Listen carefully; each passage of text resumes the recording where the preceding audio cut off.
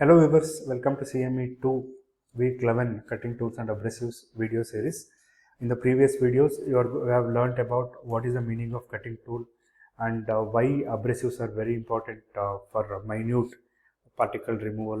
ಯಾವ ಥರ ಅಬ್ರೆಸಿವ್ಸ್ ಇದ್ದಾವೆ, ನ್ಯಾಚುರಲ್ ಅಬ್ರೆಸಿವ್ಸ್ ಮತ್ತು ಸಿಂಥೆಟಿಕ್ ಅಬ್ರೆಸಿವ್ಸ್ ಮಧ್ಯೆ ಇರುವಂತಹ ಡಿಫರೆನ್ಸ್ ಯಾವ್ಯಾವುದು, ಸಿಂಥೆಟಿಕ್ ಅಬ್ರೆಸಿವ್ಸಲ್ಲಿ ಯಾವುದು ಸ್ಟೀಲ್ ಕಟ್ ಮಾಡೋದಕ್ಕೆ ಯೂಸ್ ಮಾಡ್ತಾರೆ, ಗ್ಲಾಸ್ ಕಟ್ ಮಾಡೋದಕ್ಕೆ ಯೂಸ್ ಮಾಡ್ತಾರೆ, ಅದೆಲ್ಲನೂ ಕೂಡ ವೆರಿ ಇಂಪಾರ್ಟೆಂಟ್ ಟಾಪಿಕ್ಸ್ ಕಾನ್ಸೆಪ್ಟ್ಸ್ ಅಂತಲೇ ಇಟ್ಟಿರೋದ್ರಿಂದ you need to learn that much.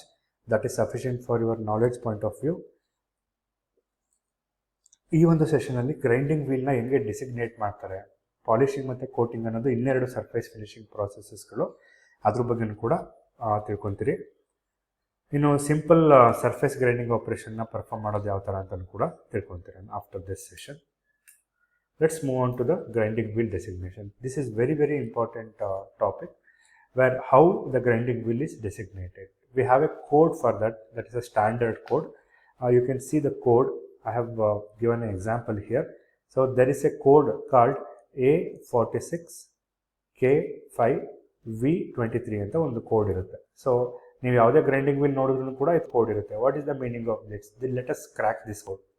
That first number indicates the abrasive type. ಯಾವ ಥರ ಅಬ್ರೆಸಿವ್ ಇದು, whether aluminium oxide or silicon carbide or green silicon carbide or pink aluminium oxide ಅಥವಾ cubic boron nitride diamond ಅನ್ನೋದನ್ನ first letter designate ಮಾಡುತ್ತೆ. The second number indicates second and third number. 46 ಅಂತ ಏನು number ಇದೆಯೋ 2 digit number ಇರುತ್ತೆ ಇದು. ಇದನ್ನು grit size ಅಂತ ಕರೀತಾರೆ. ಗ್ರಿಟ್ ಸೈಜ್ ಅಂತ ಹೇಳಿದ್ರೆ ಪಾರ್ಟಿಕಲ್ಸು ಹೆಂಗೆ ಕ್ಲೋಸ್ ಆಗಿ ಒತ್ತಾಗಿರುತ್ತೆ ಅಂತ ಹೇಳ್ಬೋದು. ಒಂದು ಪಾರ್ಟಿಕಲ್ ಮತ್ತು ಇನ್ನೊಂದು ಪಾರ್ಟಿಕಲ್ ಮಧ್ಯೆ ಇರುವಂತಹ ಏನು ಸಾಮರ್ಥ್ಯ ಅಥವಾ ಏನು ಡಿಸ್ಟೆನ್ಸ್ ಏನಿರುತ್ತೋ ಅದಕ್ಕೆ ಗ್ರಿಟ್ ಸೈಜ್ ಅಂತ ಕರಿತೀವಿ, ಅಥವಾ ಆ ಪಾರ್ಟಿಕಲ್ ಸೈಜ್ ಅಂತ ಕರಿತೀವಿ. ಸೊ ಅದು 10 to 24 ಇದ್ದರೆ ತುಂಬ ಕೋರ್ಸ್, ಅಂದರೆ ತುಂಬ ದಪ್ಪ ಇದೆ ಅಂತ ಕರಿಬೋದು. 30 to 46 ಇದ್ದರೆ ಕೋರ್ ಸೈಜ್, ಸ್ವಲ್ಪ ಅದಕ್ಕಿಂತ ಚಿಕ್ಕದು. 54 to 80 ಇದ್ದರೆ ಮೀಡಿಯಮ್ಮು. 100 to 150 ಇದ್ದರೆ ಫೈನು. ಅದೇ ಥರ 240 ತನಕ ಇದೆ, ಸೂಪರ್ ಫೈನ್ ತನಕ ಇದೆ. ಸೊ ಇಲ್ಲಿ ನಾವು ಯೂಸ್ ಮಾಡ್ತಿರೋದು 46 ಆಗಿರೋದ್ರಿಂದ it is a coarse sized abrasives ಅಂತ ಹೇಳ್ಬೋದು. ದ ನೆಕ್ಸ್ಟ್ ನಂಬರ್ ಇಂಡಿಕೇಟ್ಸ್ ಅಥವಾ next letter indicates the hardness. So K ಅಂತ ಇದೆ. ಕೆ ಅನ್ನೋದು ಒಂದು ಎಷ್ಟು ಹಾರ್ಡ್ನೆಸ್ ಇದೆ ಅನ್ನೋದನ್ನು ಸೂಚಿಸುತ್ತೆ. 5 ಅನ್ನೋದು ಸ್ಟ್ರಕ್ಚರ್ ಅಂತ ಕರಿತೀವಿ. ಯಾವ ಟೈಪ್ ಆಫ್ ಸ್ಟ್ರಕ್ಚರ್, ಡೆನ್ಸಿಟಿ ಎಷ್ಟಿದೆ ಅನ್ನೋದ್ರ ಮೇಲೆ ಈ ನಂಬರ್ ಡೆಸಿಗ್ನೇಟ್ ಆಗಿರುತ್ತೆ. ವಿ ಅಂದರೆ ಬಾಂಡ್ ಟೈಪ್, ಅಂದರೆ ಒಂದು ಪಾರ್ಟಿಕಲ್ ಮತ್ತು ಇನ್ನೊಂದು ಪಾರ್ಟಿಕಲ್ ಮಧ್ಯ ಯಾವ ಥರ ಅಂಟ್ಕೊಂಡಿದೆ ಅದೆರಡು ಪಾರ್ಟ್ಸು ಅನ್ನೋದನ್ನು ನಾವು ಬಾಂಡ್ ಟೈಪ್ ಅಂತ ಕರಿತೀವಿ. ಇಲ್ಲಿ ನೋಡ್ಬೋದು ಬಾಂಡ್ ಟೈಪಲ್ಲಿ there are so many bond types are there. ವೆಟ್ರಿಫೈಡ್ಗೆ ವಿ ಅಂತ ಕರಿತೀವಿ, ಮೋಸ್ಟ್ ಕಾಮನ್ ಆಗಿ ಯೂಸ್ ಮಾಡ್ತಾರೆ ಇದನ್ನು, ತುಂಬ ಸ್ಟ್ರಾಂಗ್ ಆಗಿರುವಂಥದ್ದು. ರೆಜನಾಯ್ಡ್ಗೆ ಬಿ ಅಂತ ಕರಿತೀವಿ, ಇದು ಫ್ಲೆಕ್ಸಿಬಲ್ ಆಗಿರುತ್ತೆ ಮತ್ತು ಶಾಕ್ನ ರೆಸಿಸ್ಟ್ ಮಾಡುತ್ತೆ. ಶೆಲಾಕ್ ಮೆಟೀರಿಯಲ್ಗೆ ಇ ಅಂತ ಕರಿತೀವಿ, ಅಂದರೆ ಫೈನ್ ಫಿನಿಶಿಂಗ್ ಆಗಿರುತ್ತೆ ಅದು. ರಬ್ಬರ್ ಅಂದರೆ ಸ್ಮೂತ್ ಫಿನಿಶ್ ಆಗಿರುತ್ತೆ. ಮೆಟಲ್ ಬಾಂಡ್ ಅಂದರೆ ಡೈಮಂಡ್ ವೀಲಲ್ಲಿ ಯೂಸ್ ಮಾಡ್ತೀವಿ. The last 2 digits indicate manufacturer code. ಅವ್ರೇನು ಮ್ಯಾನುಫ್ಯಾಕ್ಚರರ್ ಒಂದು ಕೋಡ್ ಇಟ್ಕೊಂಡಿರ್ತಾರೋ ಅದಕ್ಕೆ ನಾವು ಮ್ಯಾನುಫ್ಯಾಕ್ಚರರ್ ಕೋಡ್ ಅಂತ ಕರಿತೀವಿ. ನೋಡಿ, ಸ್ಟ್ರಕ್ಚರ್ ಅಂತ ಹೇಳಿದ್ರೆ ಪೋರೋಸಿಟಿ ಅಥವಾ space, the gap between 2 particles. Bond ಅಂತ ಹೇಳಿದ್ರೆ ಎಷ್ಟು ಗಟ್ಟಿಯಾಗಿ ಹೋಲ್ಡ್ ಮಾಡಿರುತ್ತೆ ಗ್ರೈಂಡ್ ಪಾರ್ಟಿಕಲ್ಸ್ನ. ಸೊ ಅಬ್ರೆಸಿವ್ಸ್ ಅಂತ ಹೇಳಿದ್ರೆ ಕಟಿಂಗ್ ಪಾರ್ಟಿಕಲ್ಸ್ಗಳಿಗೆ ಅಬ್ರೆಸಿವ್ಸ್ ಅಂತ ಕರಿತೀವಿ. ಈ ಥರ ನೀವು ಗ್ರೈಂಡಿಂಗ್ ವೀಲ್ನ ಡೆಸಿಗ್ನೇಟ್ ಮಾಡ್ತಾರೆ. First letter indicates the abrasive code, next 2 letter indicates the grit size, next letter indicates the grade, next number indicates the hardness ಅಥವಾ structure, next number letter indicates the bond type, and the last 2 numbers indicates the manufacturer code.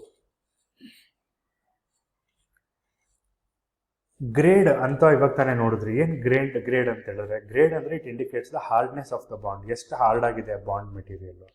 Soft grade ಆಗಿದ್ರೆ grains ಬೇಗ release ಆಗಿಬಿಡುತ್ತೆ. Hard grade ಆಗಿದ್ರೆ ಆ grain ಅಬ್ರೆಸಿವ್ particles ಏನಿರುತ್ತೋ, ಕಾಳುಗಳು ಅಂತ ಏನು ಕರಿತೀವಿ, ಅದು ತುಂಬ ಗಟ್ಟಿಯಾಗಿ ಟೈಟಾಗಿ ಇಟ್ಕೊಂಡಿರುತ್ತೆ. ಇನ್ನು ಸ್ಟ್ರಕ್ಚರ್ ಅಂತ ಹೇಳಿದ್ರೆ ಒಂದು ಅಬ್ರೆಸಿವ್ಸ್ಗೂ ಇನ್ನೊಂದು ಅಬ್ರೆಸಿವ್ಸ್ಗೂ ಇರುವಂತಹ ಗ್ಯಾಪ್. ಓಪನ್ ಸ್ಟ್ರಕ್ಚರ್ ಇದ್ದರೆ ಜಾಸ್ತಿ ಸ್ಪೇಸ್ ಇರುತ್ತೆ, ಡೆನ್ಸ್ ಆಗಿದ್ರೆ ಫಿನಿಶಿಂಗ್ ಚೆನ್ನಾಗಿ ಬರುತ್ತೆ.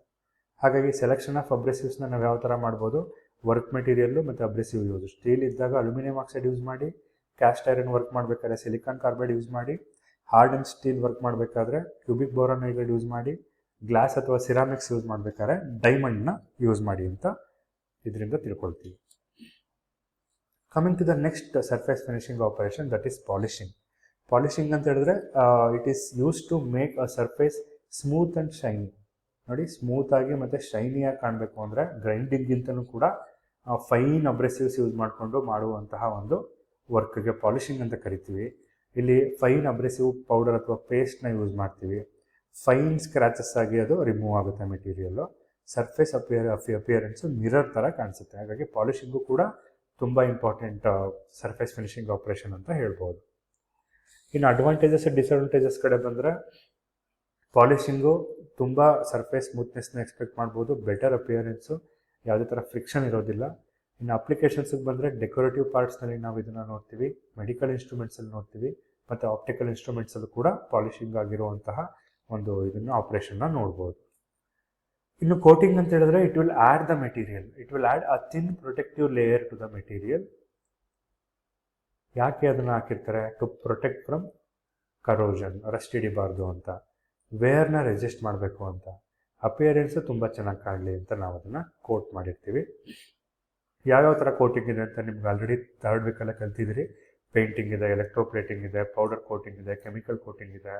ಸೊ ಅಡ್ವಾಂಟೇಜಸ್ಗೆ ಬಂದರೆ ಕಾಂಪೋನೆಂಟ್ಸ್ದು ಲೈಫ್ ಇನ್ಕ್ರೀಸ್ ಆಗುತ್ತೆ, ರಸ್ಟಿಂದ ಪ್ರೊಟೆಕ್ಟ್ ಆಗುತ್ತೆ, aesthetically it will looks nice, it will be used in automobile parts, household appliances and industrial ಕಾಂಪೊನೆಂಟ್ಸಲ್ಲಿ ನಾವು ಇದನ್ನು ನೋಡ್ಬೋದು. So this is about the surface finishing operations. So ಗ್ರೈಂಡಿಂಗಲ್ಲಿ ಮೆಟೀರಿಯಲ್ ರಿಮೂವ್ ಆಗುತ್ತೆ. Purpose ಬಂದು ಆಕ್ಯುರಸಿ ಮತ್ತು high finishing ಬೇಕು ಅಂತ ಹೇಳಿದ್ರೆ you need to use a grinding operation. Material removal ತುಂಬ ಕಡಿಮೆ ಬೇಕು, but you want smoothness and high finish ಬೇಕು ಅಂದರೆ go with polishing. Material remove ಆಡೇ ಆಗೋದಿಲ್ಲ, ಅಂದರೆ ರಿಮೂವ್ ಆಗೋದಿಲ್ಲ, but you are going to add the layer. ಹಾಗಾಗಿರೋದ್ರಿಂದ ಪ್ರೊಟೆಕ್ಷನ್ ಬೇಕು ಅಂದರೆ, ನೋಡೋದಕ್ಕೆ ಚೆನ್ನಾಗಿ ಕಾಣಬೇಕು ಅಂದರೆ go with the coating. So these are the simple last minute tip to read it ಅನ್ನೋದಕ್ಕೋಸ್ಕರ ಇದೊಂದು ಸ್ಲೈಡ್ನ ಕೊಟ್ಟಿದ್ದೀನಿ. ನಿಮ್ಗೆ ಏನಾದ್ರು ಡೌಟ್ ಇದ್ದರೆ you can leave us a comment. I am happy to answer. Don't forget to like, share and subscribe. Thank you so much for watching.